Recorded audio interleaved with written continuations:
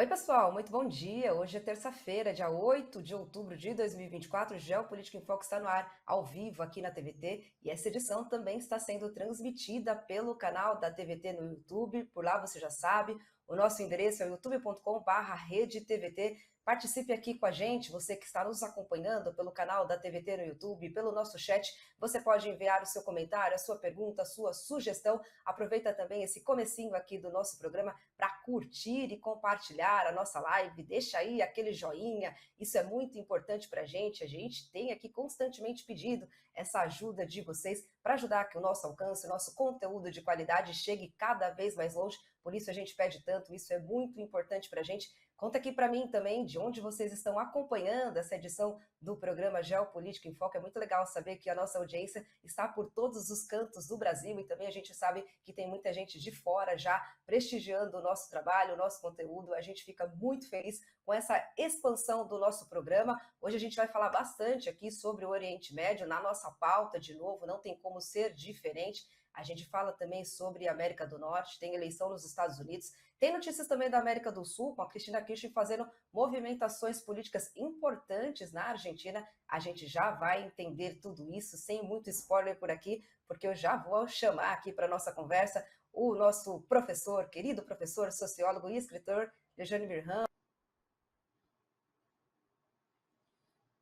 Olá, pessoal, bom dia. Acho que a nossa querida Lama deu uma travadinha. Hoje nós vamos continuar falando sobre o Oriente Médio. Eu quero até explicar para vocês por que nós paramos de falar sobre a Ucrânia, né?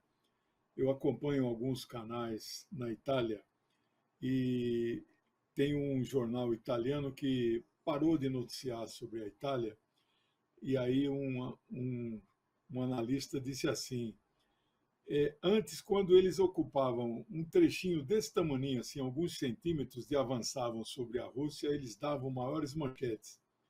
Agora que eles perderam completamente, sumiu o assunto, né? Então a Ucrânia não é mais notícia em nenhum jornal do mundo, né? Por isso que nós não temos mais quase falado sobre o assunto da guerra na Ucrânia. Mas em algum momento nós vamos voltar a falar. O momento agora é esse momento trágico da invasão do Líbano, que nós vamos falar também. E ontem foi aquele um ano do genocídio palestino, nós vamos falar bastante sobre isso. E eu não sei, a Naama, eu não sei se voltou. Tá tudo bem aí, Naama? Você está conectada? Como é que está aí?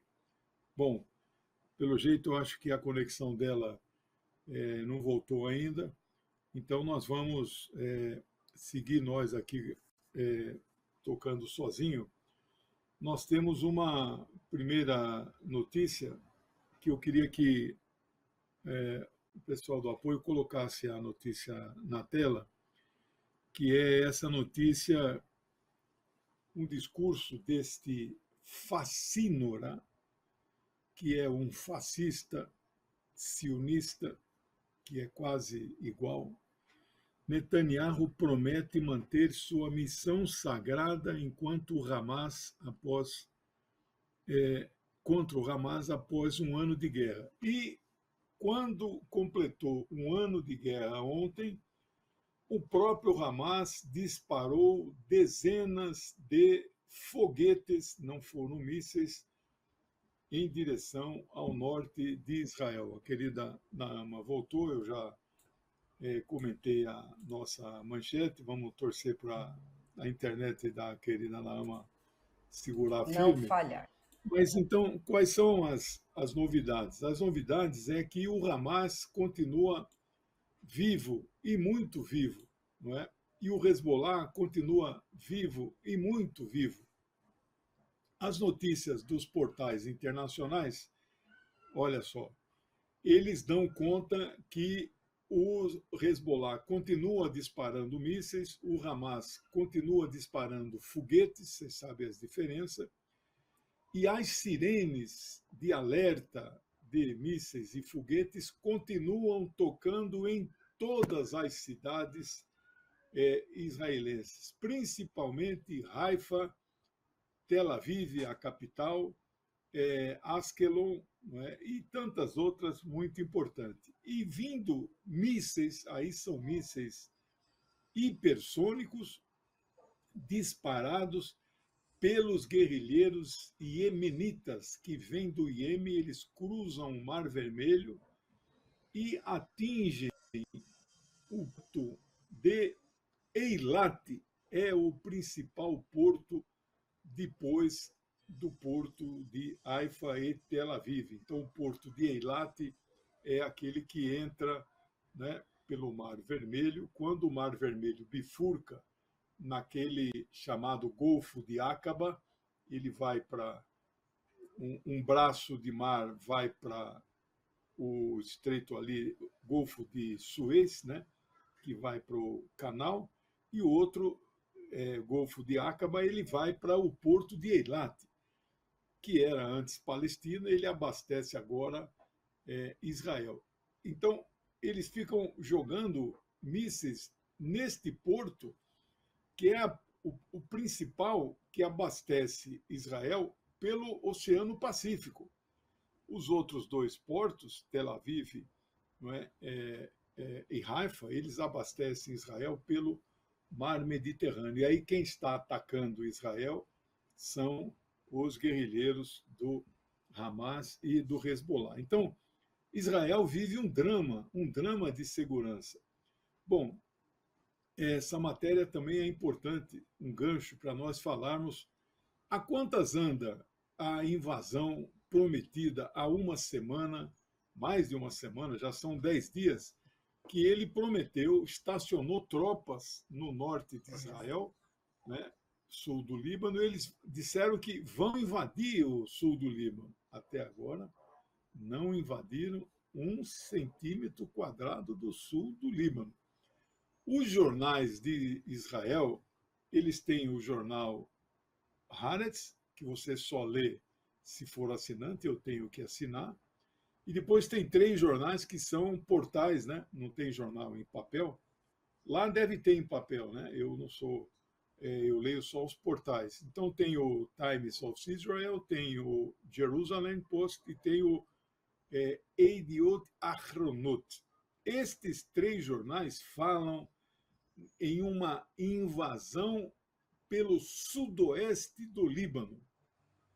Eu, que estudo geografia bastante também, eu fiquei pensando o que seria o sudoeste do Líbano. Né? Só tem ali sul, porque sudoeste do Líbano já seria pela Síria. Então não tem como, eles teriam que passar por dentro da Síria para invadir pelo sudoeste. Muito estranho isso. E eu consultei amigos meus libaneses, alguns deles até vinculados ao Hezbollah, não há notícia nenhuma de invasão pelo tal sudoeste do Líbano. Portanto, até este momento, a tal promessa de invasão do sudoeste pelo sudoeste também não existe.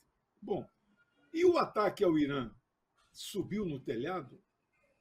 Aí também é preciso nós, a partir do gancho desta matéria que eu trouxe para vocês, deste fascínio que nós estamos ouvindo falar aqui, que é o queridinho, né, da mídia internacional, a invasão do Irã. Ontem, um chefe da CIA, nomeado evidentemente pelo Biden, deu uma declaração, e eu acho que talvez seja a nossa segunda matéria. Não sei se a Naama está com a pauta. É a segunda matéria, né? Sim, professor, a gente vai seguir falando sobre isso no próximo Então momento. eu comento daqui a pouco, né? Ok. Então, sobre o conflito com o Irã, a gente comenta daqui a pouco. Então, para finalizar o gancho da primeira matéria, no mundo ontem houve lembrança do 1 ano do genocídio palestino. Os governos, Estados Unidos, França, Inglaterra, Alemanha, França, etc., etc., eles lembraram muito mais o dia 7 de outubro e coitadinho daqueles que morreram com aquele ataque dos terroristas palestinos. Palestinos são chamados de terroristas, eles não são lutadores pela sua terra, pela independência, pela expulsão, né, dos colonos que tomaram suas terras. Não, são terroristas. E o Biden fez uma choradeira, uma sessão com um rabino ao lado dele na Casa Branca, né? Claro, eles não podem deixar de mencionar 41 mil palestinos mortos, né?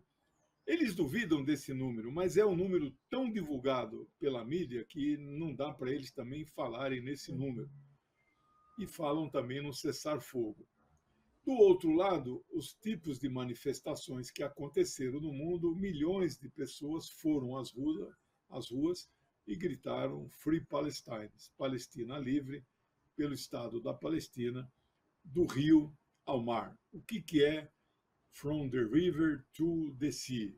Qual que é essa palavra de ordem? Que rio é esse? Do rio Jordão ao mar Mediterrâneo. Essa é a palavra de ordem que foi gritada ontem e domingo no mundo inteiro. Então, sobre essa primeira matéria, é esses meus comentários, Naama. Muito bem, Muitas professor, a imagens. gente lembra. Muito bem, professor, a gente lembra também que hoje chegou aqui no Brasil, no aeroporto de Guarulhos, o segundo voo com repatriados, né, vindo do Líbano, Sim. já é a segunda operação, né, que o Brasil faz do Líbano para cá, com 227 passageiros que chegaram, estão agora longe, distante de todo esse conflito que o professor muito bem analisou e narrou aqui. Professor, a gente vai seguindo com o programa agora, porque a gente vai continuar falando, mas agora sobre o aspecto da América do Norte. Vamos lá, tem vinheta aqui para a gente rodar.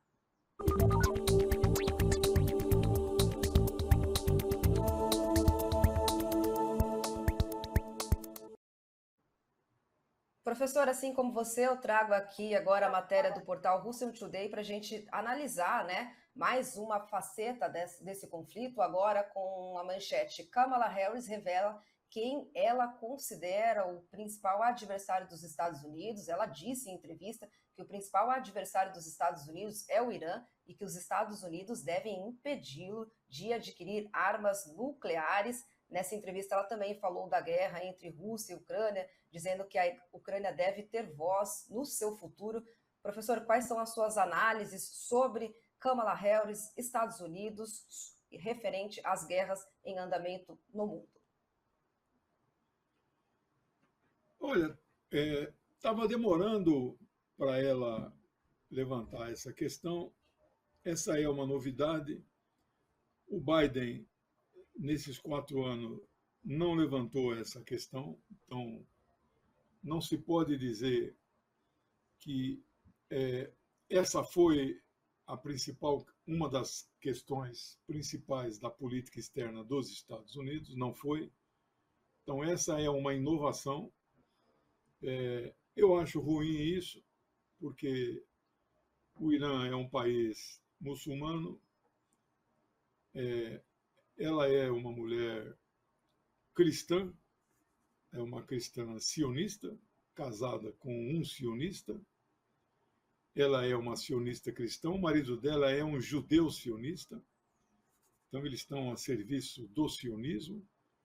Os Estados Unidos é um país sionista cristão, e vocês devem ter uma ideia do significado do sionismo, que é tomar a terra dos palestinos e entregar para judeus que nunca moraram lá.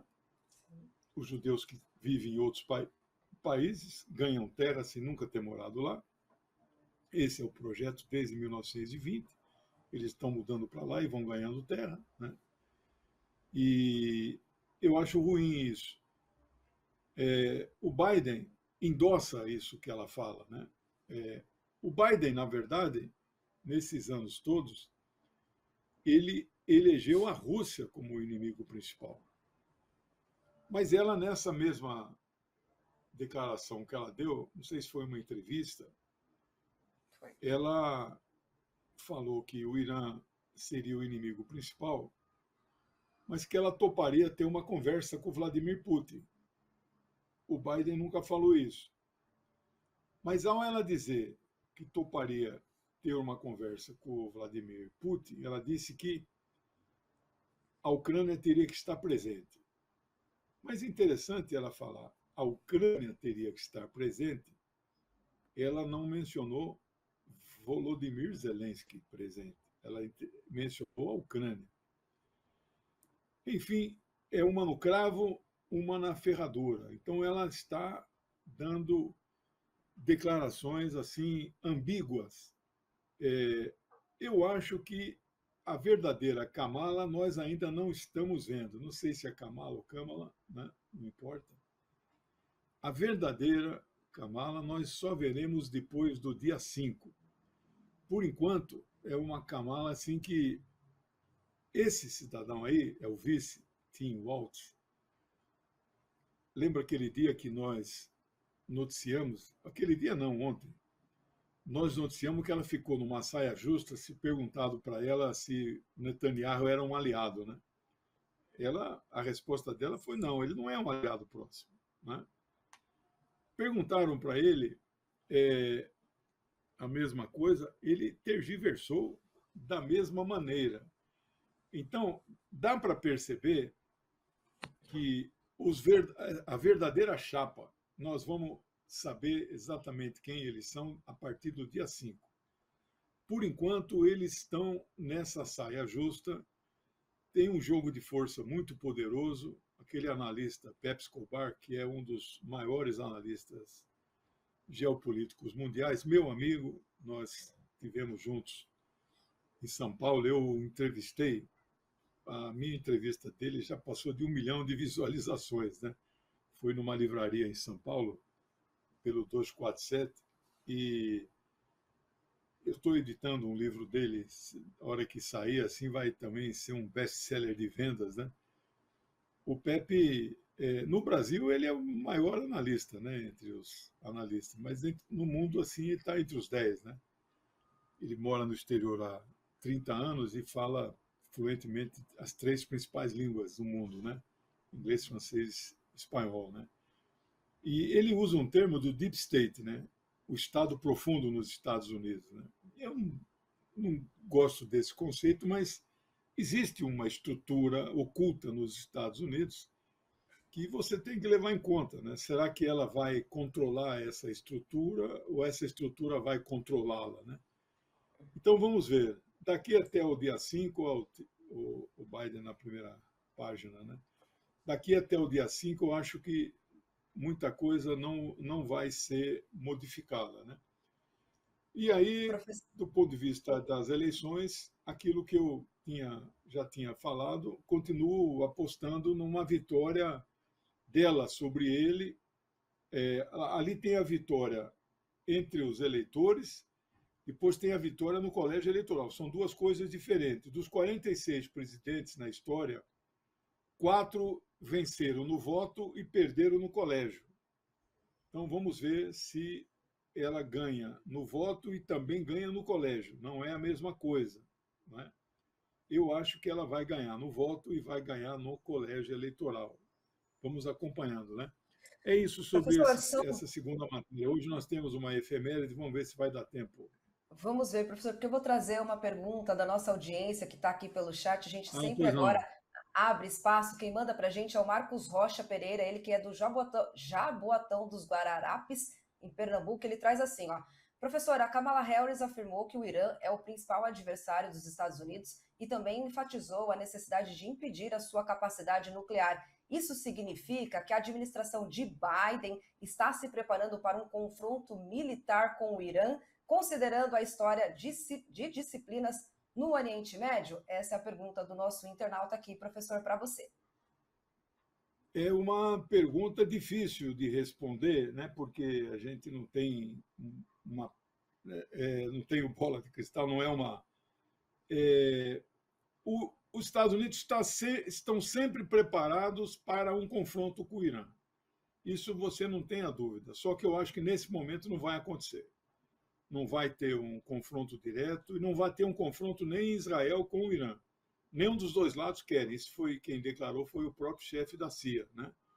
Então, nesse momento, não vai acontecer. Agora, o Irã fez um teste nuclear domingo.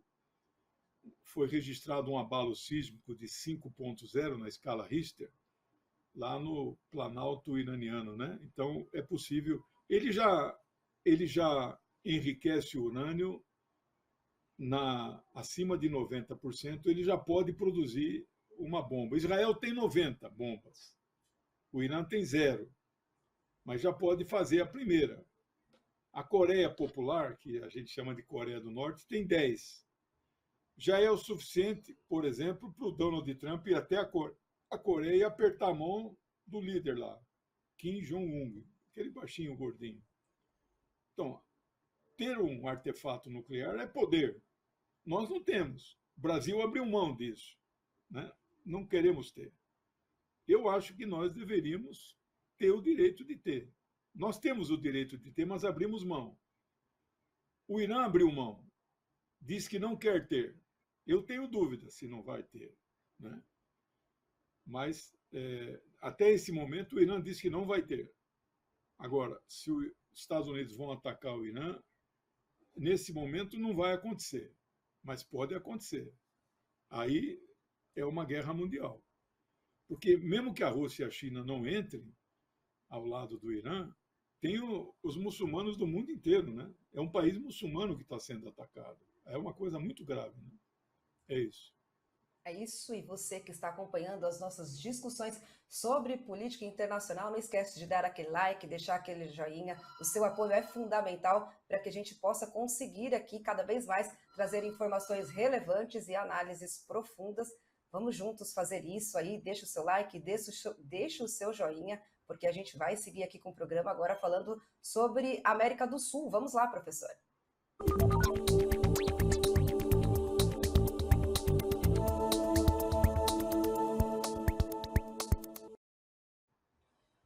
Professor, tem matéria agora do portal É o País para a gente te ouvir aqui sobre a Argentina. A gente traz a manchete aqui. Olha só, Cristina Kirchner volta à linha de frente da política para enfrentar Milei. Em suas redes sociais, ela indicou sua candidatura à liderança do partido peronista. O partido está sem liderança e tudo indica que Cristina Kirchner, então, será a principal candidata para liderá-lo nas eleições internas em novembro. Professor, como é que você avalia o impacto dessa movimentação política na Argentina?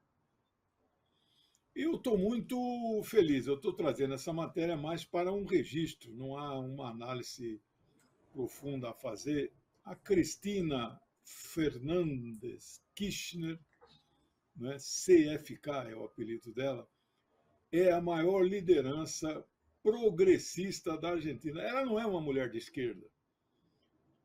Não se compara com a Dilma. Dilma é uma mulher de esquerda, né? Ela é comparada, digamos assim, não tem no Brasil uma. Simone Tebet não é uma mulher como ela. Simone Tebet é mais ao centro, né?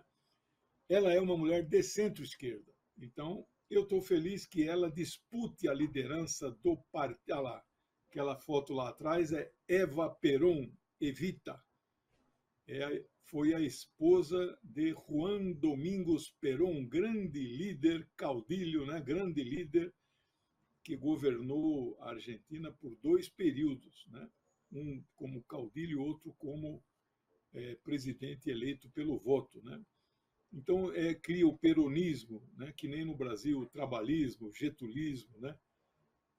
Que Jango e Brizola são os herdeiros, né? Então ela vai assumir a liderança do partido para enfrentar. Não tem lá não tem um PT, um PCdoB, não tem assim um. É muito fraco lá a esquerda argentina. E toda a esquerda argentina apoiou o peronismo lá. Justicialismo, né? Partido Justicialista, Partido Justicialista, que é o peronismo de lá. Então, boa sorte aí para que ela consiga na máquina. Vai conseguir, não tenha dúvida. Ela tem uma influência grande no partido lá, né? Era esse o registro sobre essa matéria aí. A gente vai acompanhar bem isso aqui, são os nossos vizinhos na Argentina. Professor, tem mais uma perguntinha aqui agora dos nossos internautas sobre essa questão da Cristina Kirchner. Eu vou tentar trazer aqui para a gente está nos minutinhos finais, vamos ver como que a gente consegue se colocar, mas diz assim, ó, Cristina Kirchner consegue se unir ao partido peronista e capitalizar o descontentamento social contra o governo de Javier Milei em meio à crise econômica que a Argentina enfrenta. A gente sabe que essa crise é muito grave, né, professor, com o aumento da pobreza na Argentina. Você consegue, professor, trazer um registro rápido para a gente? Sem dúvida, ela vai liderar a oposição e o Milei não tem vida longa nesse governo. Ele é capaz de cair muito antes do tempo, sem dúvida. É isso. Professora, a gente tem uma efeméride aqui nos minutinhos finais, 10 horas e 55 minutos, dá tempo aqui para gente. A gente vai falar sobre Che Guevara, que foi capturado e executado na Bolívia em 1967. Com você aí, professor. Tem vinheta da efeméride ou não, Pode não falar, precisa? professor. Nós vamos sem vinheta, vamos seguir aqui com a sua análise. Então, um dia como hoje, 1967, portanto, há 57 anos, o grande líder guerrilheiro Ernesto Guevara Arce, conhecido como Che, foi capturado nas selvas bolivianas por um comando vindo dos Estados Unidos e no dia seguinte, né, hoje é dia 8, no dia seguinte, dia 9, ele foi assassinado. Esse mártir, né, que tem aquela foto histórica dele espalhada por aí pelo mundo inteiro, em camisetas, né? Então fica o registro, né? Há 57 anos estava sendo preso ele e o seu grupo nas selvas da Bolívia, Ernesto Guevara Arce, Che, um médico argentino, é isso. É isso, registrado aqui no programa Geopolítica em Foco, para você que curtiu as nossas discussões sobre geopolítica, geopolítica mundial. Não esquece de deixar o seu like, o seu joinha, mesmo com o nosso programa chegando ao fim. Essa atitude de vocês é muito importante, porque o nosso programa segue repercutindo, propagando no YouTube. A gente sabe muito bem como funciona o algoritmo do YouTube, então é muito importante que você esteja aí fortalecendo o nosso trabalho com essa atitude, deixando o joinha, deixando o seu like, para que a gente consiga cada vez mais trazer discussões num espaço aqui cada vez maior para vocês. Professor, muito obrigada pela sua participação nessa Obrigado. terça-feira. Temos uma Até semana amanhã. quente pela frente. A gente volta amanhã, professor, Tchau. pontualmente às 10 e Beijão. meia. Beijão, professor, às 10h30 aqui na TVT, ao vivo para vocês. Tchau, tchau, pessoal. Excelente dia.